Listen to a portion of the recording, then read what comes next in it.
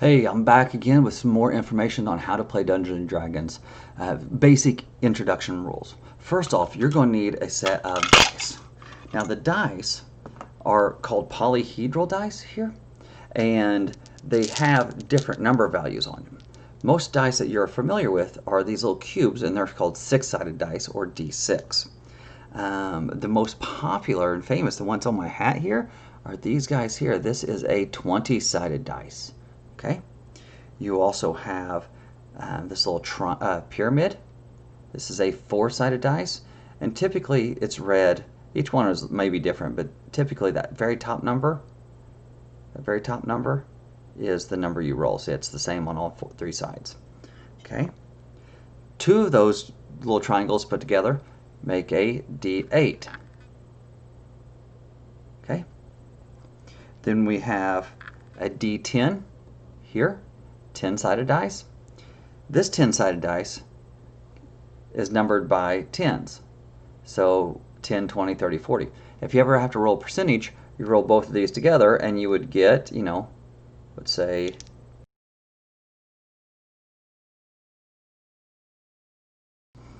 and the last dice is this big old D12. Now, different dice are rolled for different things. Most of your dice rolling to hit and miss when you swing or do skill checks will be at the D20. So damage on a short sword might be a D6, but damage on a long sword is a D8. Okay? Damage with a dagger would be a D4, and damage with a big two-handed glaive or maul or something might either be 2d6, two of these, or a d12. So you got to have a variety of dice in order to perform different checks and different actions. Okay, so those are called polyhedral dice. You do what's called 4d6, drop the lowest. So you'd roll this 4 times and remove the lowest number. Now, let's say I'm rolling a rolled a 4, rolled a 6, rolled a 5, and rolled a 5. So 4, 6, 5, 5. 4 is the lowest number, drop it. So what do I have left? 5, 5, and 6. That's 16.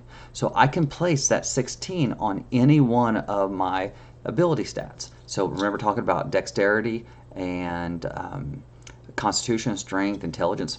So there's a 16 at one of those stats. The numbers go from 3 to 18 when you use this method. 18 is the highest you can get.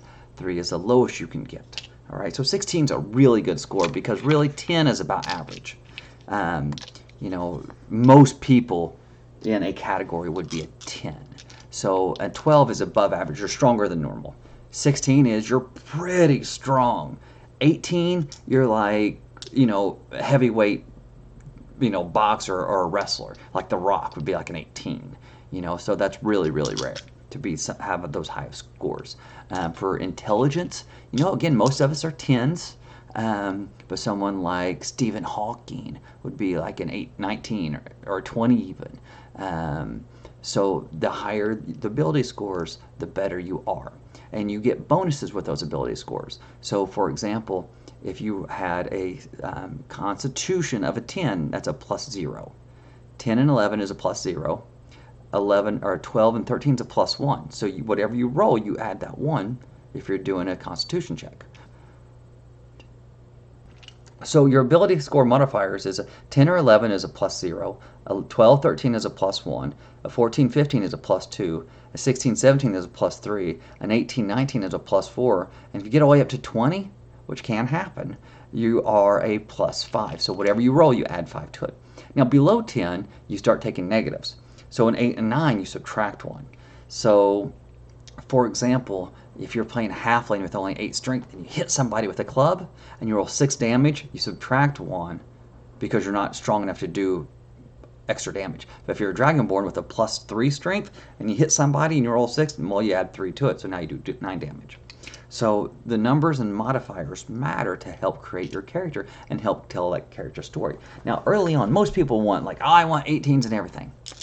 That's kind of cool to have all those bonuses. But you'll find out that having flaws make a character fun to play. Sometimes your highest character you roll is no fun to play. And characters that have very like mediocre, like okay scores end up being a lot of fun to play, because D&D is about not about winning, it's about sitting at the table and having a shared storytelling experience with these little characters you make up and dice you roll and monsters and challenges you fight. That is how you roll up your ability scores for a character creation. Okay, so long. I'll see you again in another video.